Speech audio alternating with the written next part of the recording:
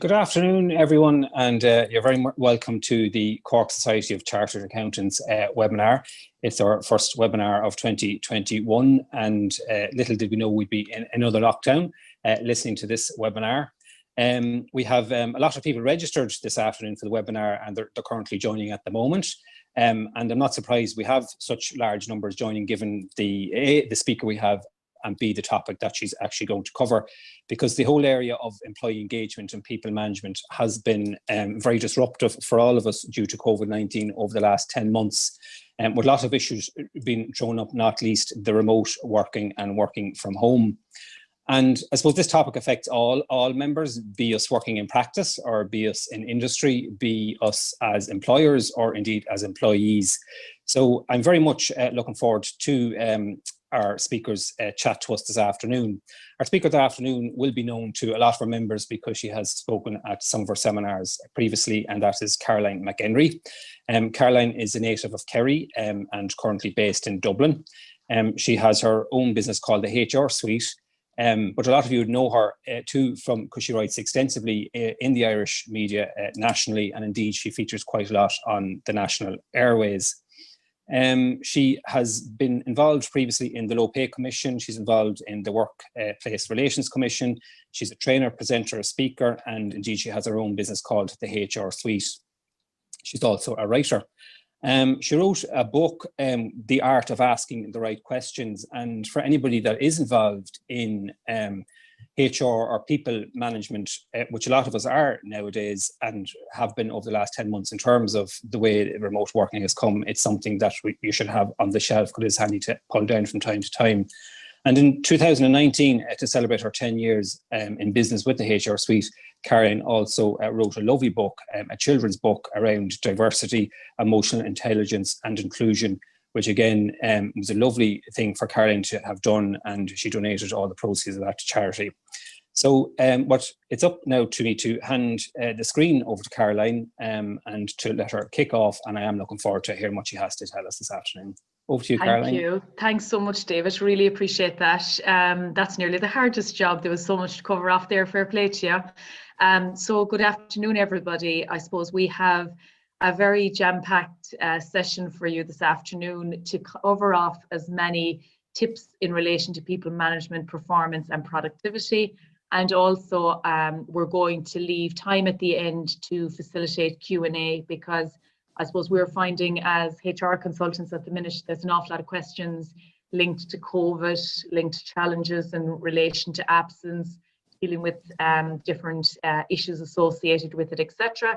So we wanted to give you the option to be able to ask any questions that you want. And as David said, there's the Q&A section that you can add any questions you have, and we'll leave time at the end so that I can answer as many questions as I can.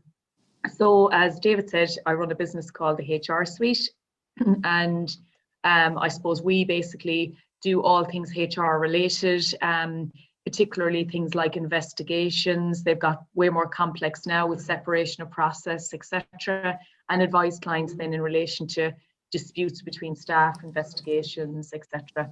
Do a lot of training, and I think that's been one of the big successes of COVID, which is all remote working, and training has obviously been a very positive result.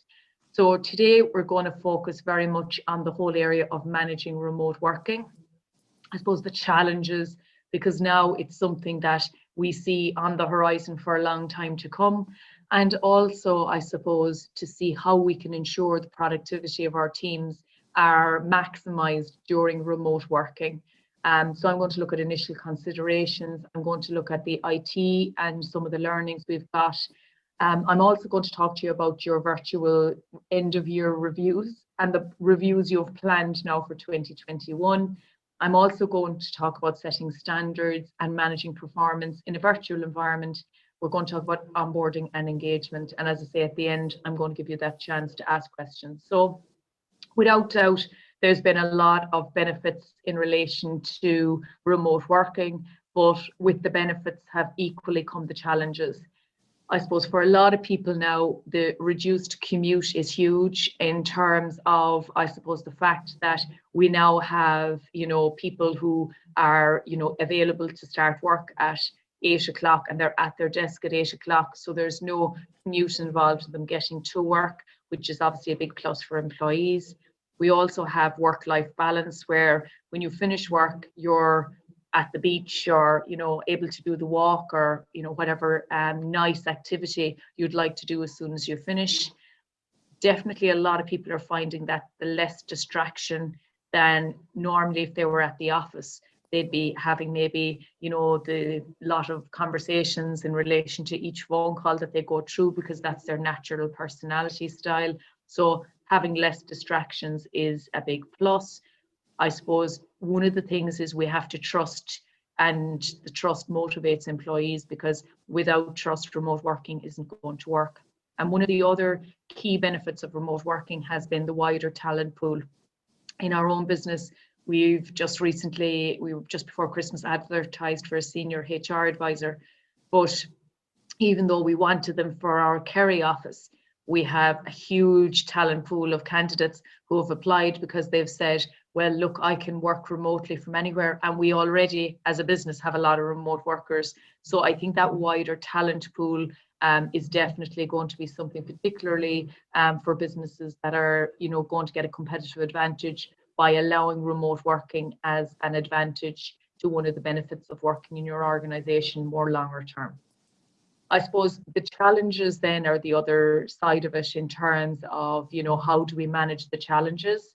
And, there's, I suppose, general challenges for everybody. And I suppose that working from home piece, I mentioned, that, it's great for some people and they're finding huge benefits. But for many people, they don't have the right setup at home. They don't have the office, or they don't have the room that they can use as a work desk at a work area, and that's presenting challenges and huge concerns from an employment obligation perspective for employers, because if it's a case that you as an employer have somebody working from home and they haven't the right setup, you can be, obviously held accountable for the fact that you haven't done a risk assessment or provided them with a safe place of work. So that's an important consideration for you to look at. I suppose different people have different challenges then. So it might be the fact that they're trying to balance homeschooling with trying to manage work. There might be extended time at home and what that requires. The working from home piece in terms of, juggling other people in the house at the same time, in terms of confidentiality, noise management, etc. I suppose the challenges in terms of, are they able to maintain the working relationships and the client relationships that they may have had before? Because for many accountancy practices, you have people who used to come into the office to sign off their accounts for that meeting, and that would have been an important part of relationship management.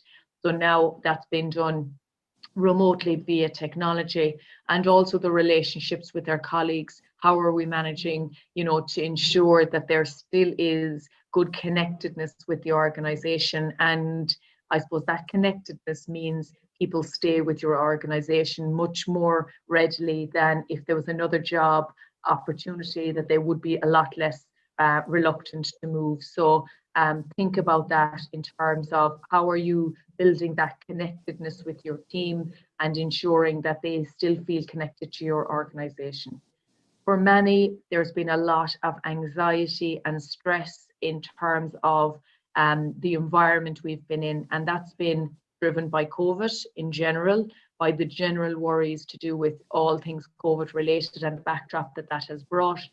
And also, I suppose, the general mental health concerns in relation to people feeling isolated or disconnected from the social element.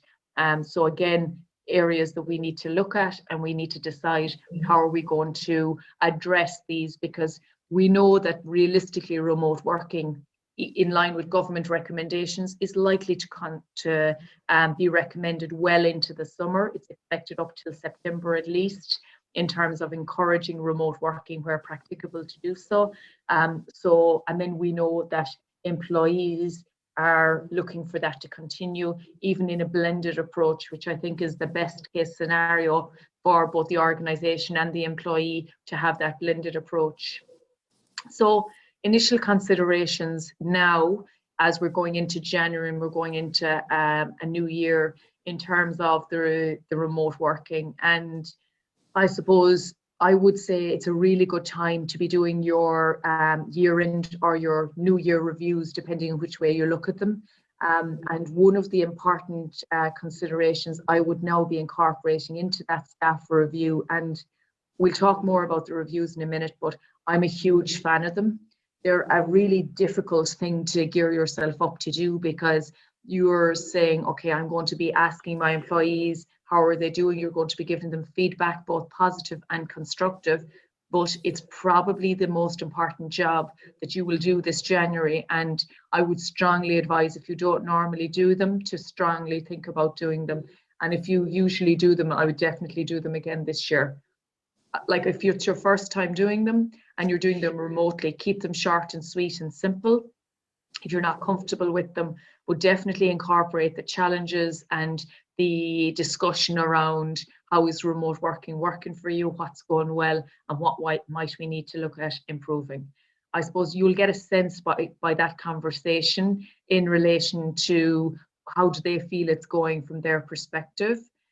It's also important that you've updated your policies, and in HR and in employment law, we always talk about the importance of your contract of employment and your staff handbook. They're the most important documents that you have with your employees, and it greatly worries me when the first thing we'll always say is, send me on the contract of employment that the employee has signed. And it greatly worries me when somebody says, well, look, I was sure David signed that contract, but now that I go looking for it, it's actually not there. So it's really important that you, first of all, have a signed contract and signed policies, and second of all, that you've updated your policies now in light of remote working. Also, you will have updated your policies to suit COVID. Obviously, there's a lot of employee obligations in line with the COVID restrictions. And again, as part of that return to work protocol that is in place since March for COVID, we are obliged to communicate to employees in relation to that. So having a COVID policy is a necessity. I suppose considering the resolution of how it will work and adapting to that, balance in relation to, returning and the time frame and what it looks like. For some employees, if they flag the fact that, look, I don't have an appropriate work set up at home, I don't have a desk, I don't have the right chair, I don't have the right confidential settings, so GDPR is an issue. I think we need to look at facilitating those employees to work in the office much sooner, because especially if they're in the essential worker category. But it's important, I suppose, that for those that are working remotely, that we're also thinking about the longevity in this and ensuring that we've met our legal obligations in that regard. So next, to talk to you a little bit about the IT piece, and because ultimately, I suppose, the ensuring that the IT setup is right is so important in terms of driving the whole process, in terms of making sure that it's right. And I suppose by having the right technology and the right levels of security, access, etc., as a business, we have a lot more reassurance that remote working can work well. So there's loads of virtual tools with visual options, and it's important that those visual tools are used for the communication piece with employees. I appreciate all of you will have in-house practice management systems, but I would strongly advise that you use one of these systems to complement that and encourage more of that visual options, particularly for any team one-to-ones, any team meetings, etc., because it's really difficult to gauge how employees are doing, how engaged they are, etc., by just having a call.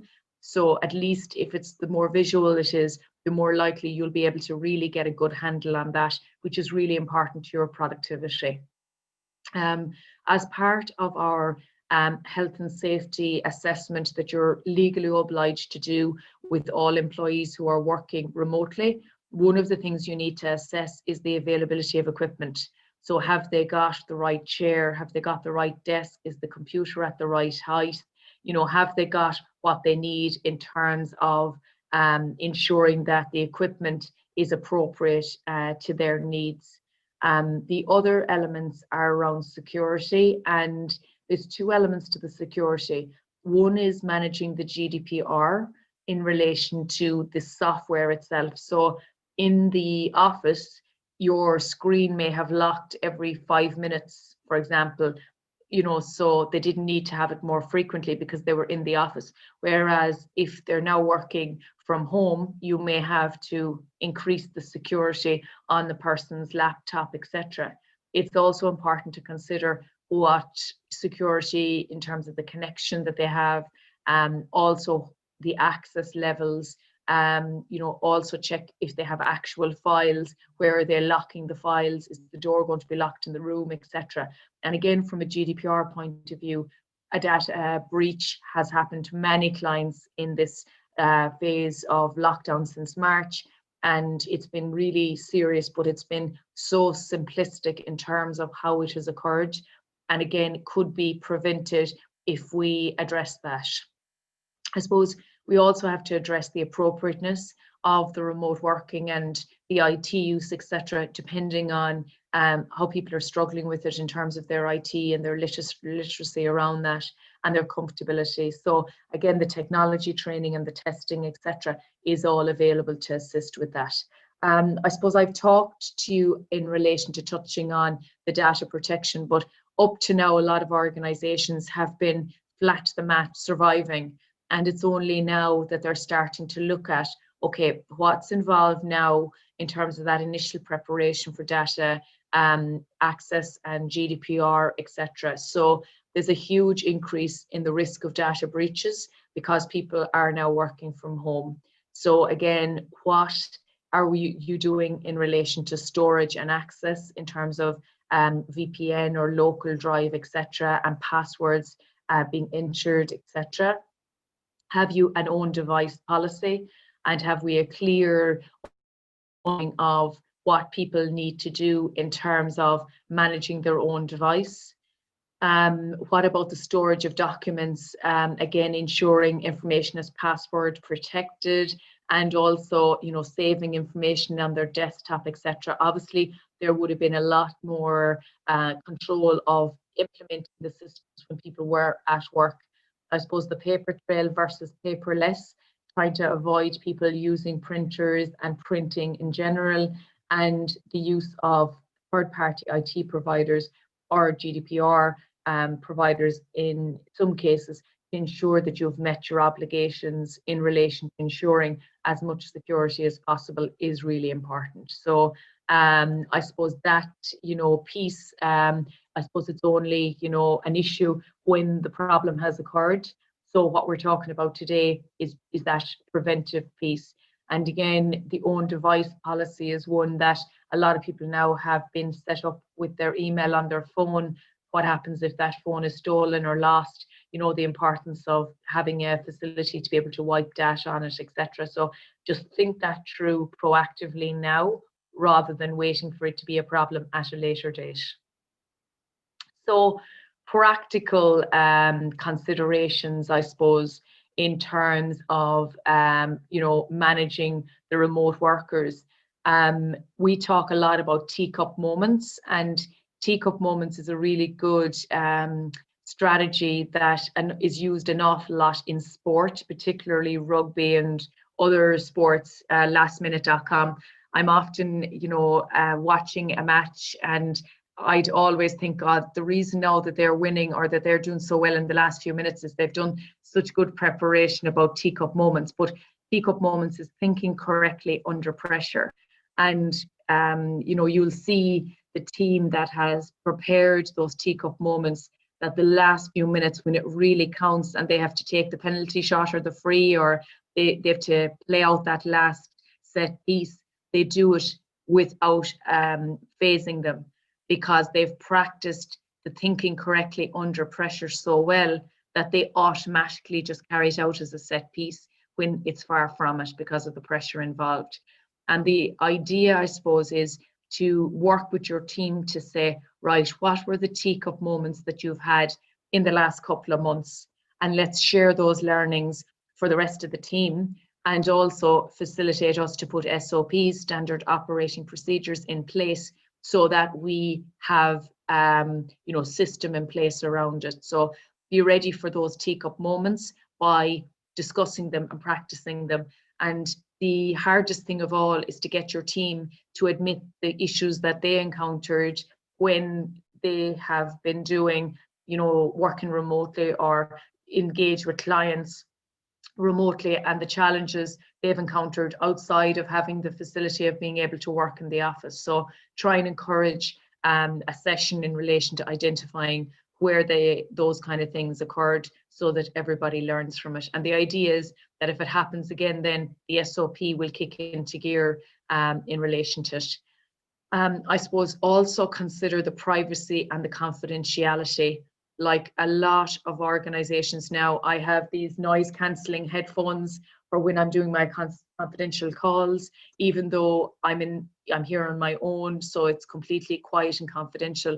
But again, it reassures, based on the sensitivity of the information that I'm dealing with on a lot of occasions, that that is in place. And the worst thing you can do is for the person you're talking to see somebody cross the back of your screen, or for them to hear background noise, because all of a sudden then they're worried in relation to confidentiality of their accounts or their data, or what other information they might have been talking to you about. Also, the element of consent to record. Make sure that sometimes you'd say, well, look, I'm going to record this meeting now for the purposes of keeping it because I need to pass it on to somebody else, etc. Same with note taking. I'd always be very upfront to say, look, I'm going to take notes of the meeting and I'll drop you an email afterwards. But I would always tell them if you're even contemplating recording, because again, we've had a lot of issues where people have took umbrage at the next thing they see, we're recording and that hasn't been said. So again, just make sure that people have input into that to ensure that it works well. So I suppose I mentioned to you about, for me, the importance of doing appraisals. And I suppose to me, David mentioned I've written a book called The Art of Asking the Right Questions. And for me, I believe as a people manager, you don't need all the answers, but you need to be amazing at asking questions. And in a performance review, your job is to ask amazing questions. And then your job is to give feedback in terms of how you feel the person's performing. But it really, I suppose I always believe as a manager, how well you're performing depends on how the people reporting into you are performing. Because if you have a team that's rocking and rolling and pulling with you, you'll all know how much easier it makes the job. But having one person who is underperforming or pulling against the team because of an attitudinal issue or an absence issue or an underperformance issue to do with knowledge or skill or attitude means that it puts the whole team in disarray, and it also takes up a huge amount of your valuable time. So the performance appraisal is the opportunity for there to be no surprises. We should be giving feedback on an ongoing basis to our team, and the appraisal is an opportunity to check in and say, okay, this is the feedback in relation to how you've performed in the last 12 months. Remember also, if you've anybody new who joined the team in 2020, they may still be on probation, and it's really important that you do their probationary review meetings so that you're doing the check-ins with the team to make sure, when somebody's on probation, we should be checking in with them month 1, month 3, month 5, because it's so much harder now to see, are they the right fit, because they're not in the office and we're not having that same level of engagement with them as we would ordinarily. Some of you may have more than you would have ordinarily, but notwithstanding that, make sure that you're proactively managing probation. In terms of performance appraisals, for me, I would definitely be doing them this January. And for me, I would use it to set clear expectations and track performance in real time. I would definitely do a video call versus a phone call in terms of the process. I would also request that they complete a form in advance of the meeting.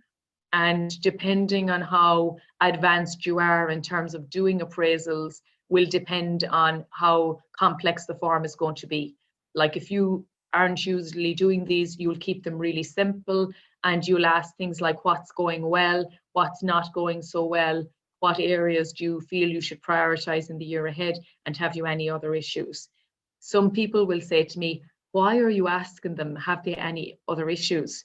Are you not just poking the bear and ripping the plaster off to try and encourage problems? I suppose I believe that it's way better to know if there are problems rather than for that to be a surprise. So preparation is key. If you get the forms in advance, then you have the opportunity to prepare, read what feedback they've given you, and then prepare your feedback and be able to back up your feedback. And, you know, as you ask for feedback, you want to end on a positive where that is possible to do so. Like for some of our team, remember, for a lot of organizations, the bell curve of performance will say we've 10% of our team that are superstars, we've 10% that are poor, and then we've 80% who are coming in doing a really good job. And I'm sure there in your head, you're kind of calculating, okay, who are my 10% that are amazing and who are my 10% that are poor, because we should know that so that we're working actively with the superstars in terms of motivating them, giving them more responsibility, more incentive and reward. And the 10% that are poor, we have them on a performance improvement plan to get them to improve to the right standard. With any performance appraisal done remotely or else, obviously no distractions, full focus, no matter what happens, no matter what phone rings, etc. The hour that it will take is fully dedicated to that process so that the person feels that you're fully giving it 100%. And without exception, with all of these, they need to get a follow-up in writing. So they need an email in writing to confirm, I'd like to confirm what we discussed and agreed, and you know that you highlight the key areas that they're doing well, key areas you've asked them to focus on, and also in relation to any other points that you've discussed and agreed. And if there's something that you say, look, I'll look at that and I'll come back to you, it's really important you try and come back to them within a week. Oftentimes we've good intentions of coming back to them, but the coming back to them doesn't happen for ages. So it's a real issue then in terms of, you know, that positivity that you've achieved during the meeting, because now you've taken a lot of that good away because of the fact you haven't followed up on your end of the bargain. So I suppose in terms of dealing with difficult people, I suppose, you know, like sometimes, you know, you have challenges in relation to employees who won't row in with you, won't take on the extra responsibility. There's an attitude problem. Like people will often say to me, well, Caroline, that's just Mary.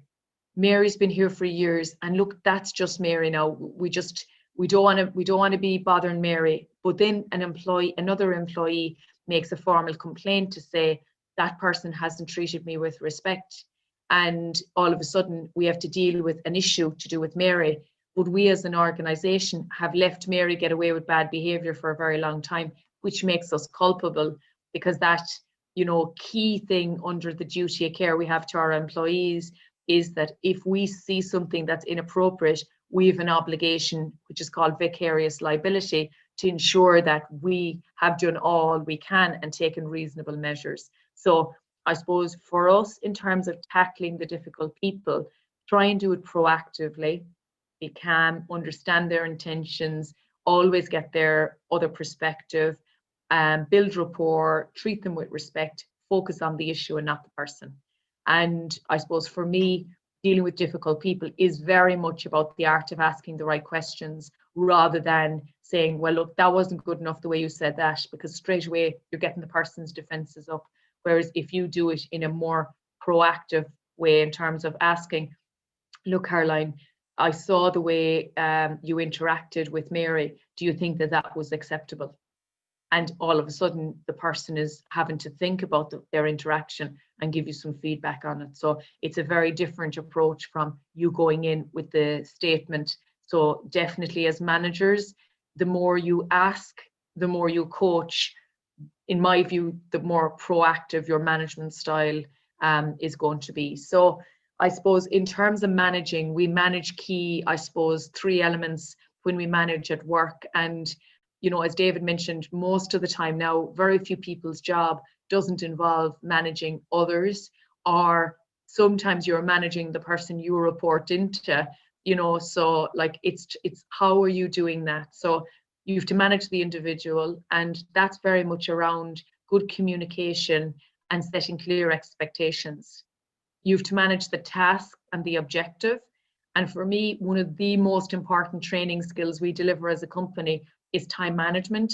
And we ourselves as a team are doing a session tomorrow internally because it's something for me that even though we deliver as a company, we need to be amazing at it because it increases productivity so much in an organization. And when people are now working remotely, we need them to take great ownership of managing their diary, managing their time, and managing their tasks.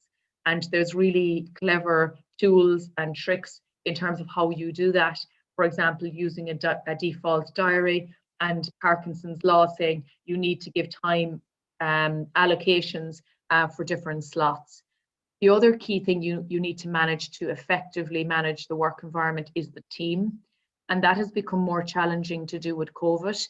And now that team dynamics, we need to work harder at ensuring that people feel connected to the organization and connected to their team. Because if we don't do that, their loyalty to us is going to wane.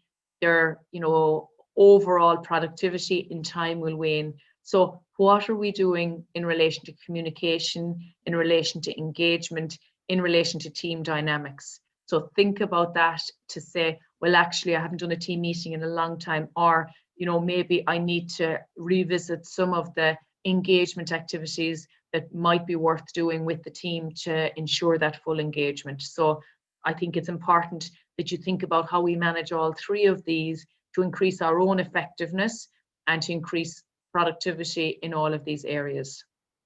I suppose I love task meetings.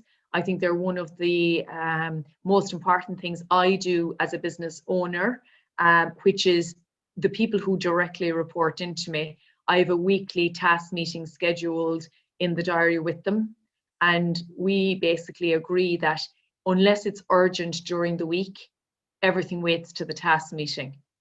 And what it means is you get less emails, you get less phone calls, you get less interruptions. And now that people are working remotely, people need to know that you still have an open door policy and you're very open to people ringing you and emailing you when they need you. But in terms of managing your time, etc., that task meeting is to facilitate you to do a really good check-in with them to see how they're doing and also to see how they're getting on in terms of progress with their tasks. And doing that once a week means you have a productive hour that it's happening rather than waiting for there to be a problem and then we're focused on doing the task meeting.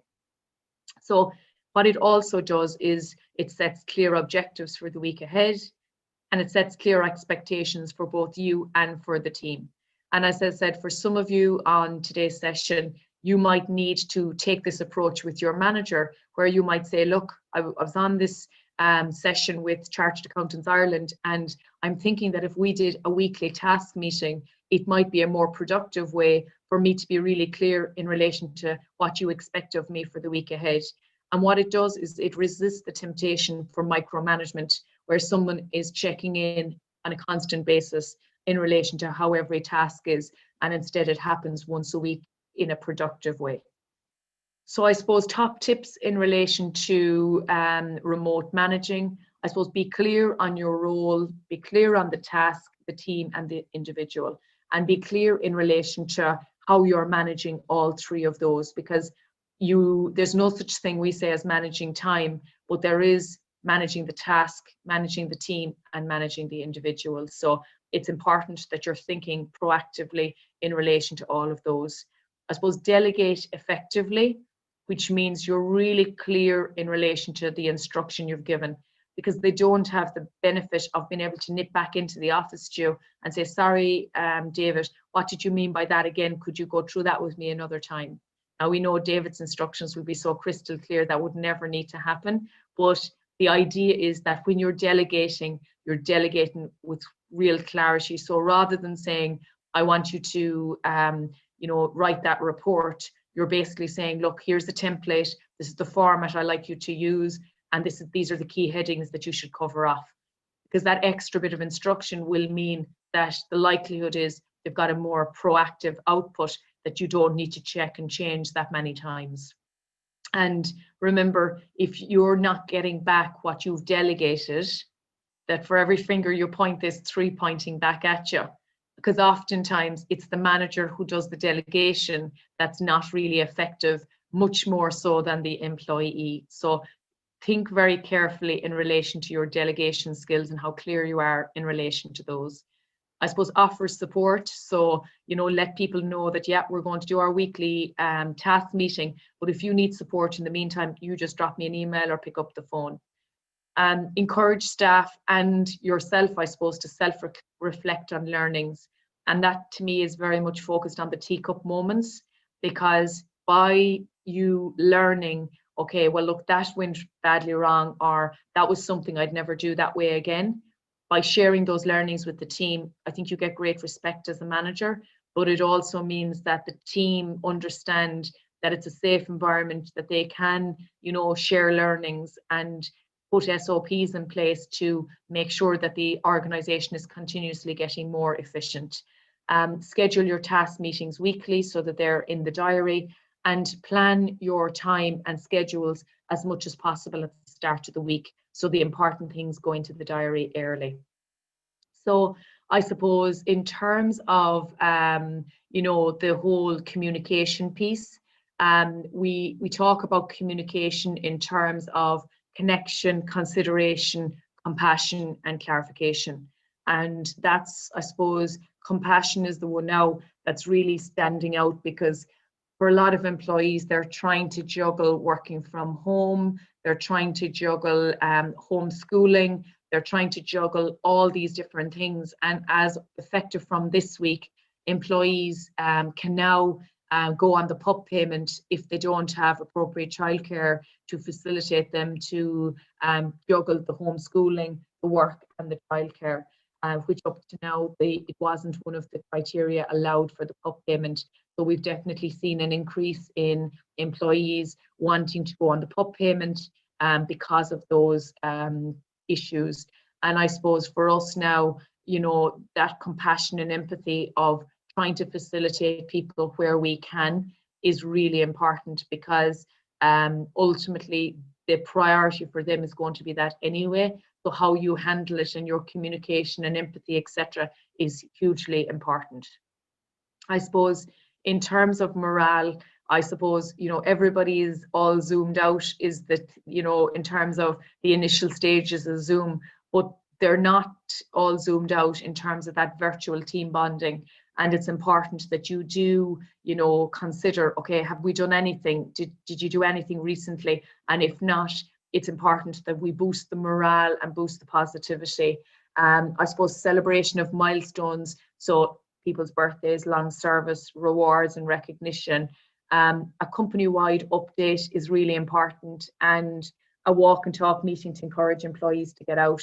So again, that might be a case of saying, look, Johnny is new. I want everybody to have a chat with Johnny during the week, and maybe you could do that while you're taking a 20-minute walk. So again, we have to understand that these are investments in retention, they're investments in mental health, they're investments in productivity. These are not luxuries anymore. These are really important core things we need to think about, and you'll know best what works best in your organization based on the style of organization that you have. But without these, we're going to have disengaged employees and they won't feel valued, etc. And that will create bigger problems in the long run.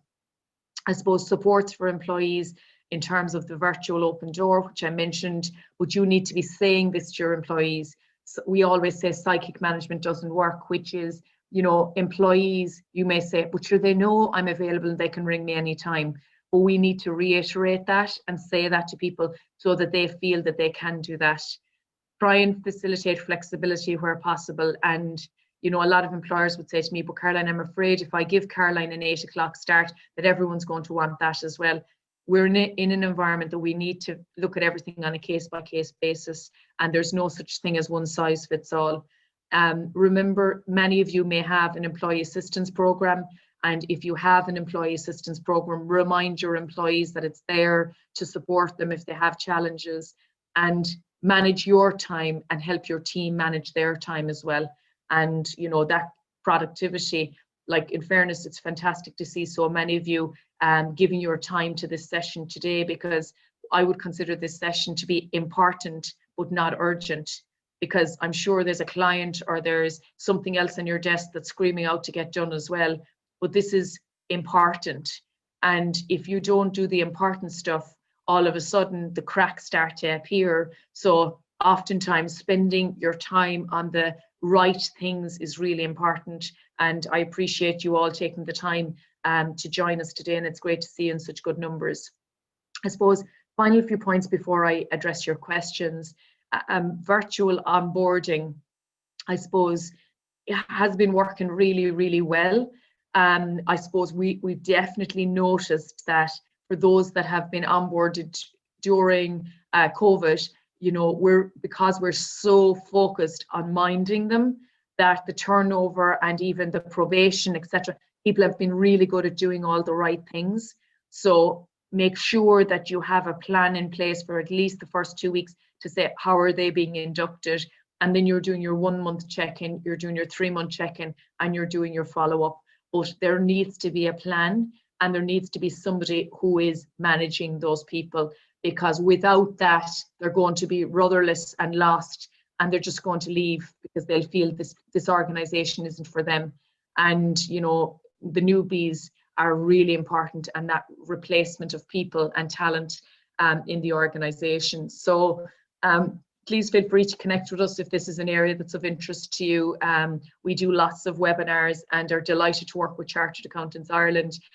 Fiona and the team are always so professional and proactive, and that makes our job really easy. So huge thanks to Fiona behind the scenes, and to David for facilitating today's session. So David, if it's okay with you, I might answer some of the questions next, if that's okay. That's great. Thanks very much for that, Caroline. I think before the session started, I thought I was a good people manager, but I've pages and pages of notes here. So I don't know whether that means I'm not, or I've lots of improvement. I'd say I've lots of improvement, but I suppose it's just because the whole virtual movement beforehand, we had our colleagues around and they could pop in and out and we could chat or go for a walk outside and have coffee. That's all gone now, you know. But I suppose one thing there towards the latter part that jumped out for me is the tasks meeting, and maybe including in that the opportunity for people to raise some, let's call it, personal concerns they might have, because one or two of the questions in here could be dealt with around that. One is just, and it was, you touched at the start about the work-life balance, not having the commute, and instead of working from 9 to 5, you can start working now at 8. But this particular question is like, well, I'm now starting at 8, but I'm still there at 6, so I'm doing nearly 2 hours a day, you know. So it's, you know, how do they sort of address that with their employer? Because it's very much when they are doing the remote engagement, it's to do with the work tasks, and then the call ends and they don't bring up this, and it's sort of starting to get them a little bit now. So how would the employee raise that with their manager? Very good, excellent. I always think that if you position it to look at the business case always, that you're always ahead of the game rather than it being seen as, you know, you're presenting a problem.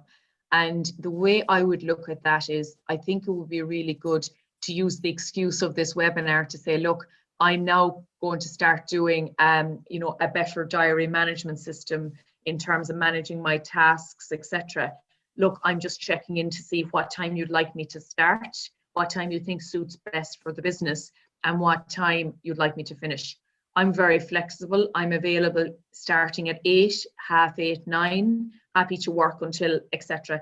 But let's agree now what are the expectations that suit the business best, and I'm happy to row in with that. And what that does, I suppose, and then agree also, look, I'd love a weekly task meeting with you as my manager so that we can, deal with as many queries that you have, things you want to delegate to me and queries, etc., so that we have a good hour together every week. It's in our diary every single week, and it means that it'll reduce the amount of emails I'm sending you. And I think if you position it that way, you're seen to be doing it proactively, because I think I'm a big believer that when you're at work, you need to be absolutely switched on and very productive, but then it shouldn't eat into your personal time on an ongoing basis. There'll always be the random day, every so often, but when that becomes the norm, it's not good for you as an employee, and it's not good for the company, because for the company, they're going to end up losing you, because you're going to end up saying, listen, I need to find somewhere that has a better work-life balance for me. And for you, without flagging it, that piece that I mentioned, psychic management, doesn't work, where the manager tries to read the employee's mind, but neither does it work the other way around. So I think that's a very good approach to ensure, David, that the person puts it on the table structure it in a positive way. Great, that's super. Another question here, and again, too, you had mentioned about the importance of the employee handbook. If you make changes to that or update your policies, how do you ensure that this is communicated in a practical way to all employees so that you can ensure that they're complying with it?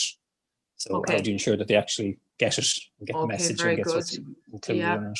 Very good. So first of all, I suppose I would say even on an annual basis, you should review your staff handbook and update it, because even in this short session today, we've spoken about your COVID policy, we've spoken about your remote working policy, your GDPR policy, your bring your own device policy, and we possibly, by the time we finish, we'll have another few policies touched on. So to me, I would update your policies. January is always a good time to do that. And then I would do individual team sessions to say, look, lads, we've updated the staff handbook. We are issuing it to all of you, and we're issuing it to you to ensure that everybody's on the same page and clear. Other bits of legislation may have updated during the year as well, and you've updated those. And so we particularly want to draw your attention to the COVID policy and the remote working policy. And, other policies, please read. And then I would ask everybody to come back and confirm they've read and accepted it, particularly when you've made significant changes like I've just outlined there, because otherwise the issue you have is obviously you're going to get everybody to sign and accept it when they start. But if you could at all, I'd get, especially if you have small teams of people, I'd get the manager of that department to be responsible for getting the sign off. It's much more difficult now because people are working remotely, but I would just use it as part of the email system. Obviously, there's also document management systems out there like DocuSign, etc., that you can email it to them and they sign it and send it back. Or also there's HR systems, but they're expensive if you have small numbers of people. But I would do that if particularly, David, where you have important changes, particularly the year that's been in it. If you haven't got your handbook signed in 2020, I'd be prioritising that as a task in 2021. And again, we can obviously help people with updating handbooks, or else you can do that as a project yourself. Yeah, very good. Another question here in relation to the team meetings, and where you have maybe a member or two of the team who don't put their video on at all, and put it on and then shortly into the meeting they switch it off, but because you're conducting the meeting you don't want to single them out so how to deal with that? Okay, so you'll see there's loads of analogies between sport and HR, and I love the sports books and all the different sports people, but one of the things they do in sport, particularly in rugby and a lot of the Olympics, actually the teams for countries, etc., they agree what they call a playbook. And basically the playbook are the rules of engagement, and every member has to sign up to the playbook, and that's how we work, and that's how we work together. And I would now say January is a brilliant time for doing your team meeting. And in your team meeting, I would say, lads, we're going to agree now the rules of engagement, or the playbook, whatever you want to call it.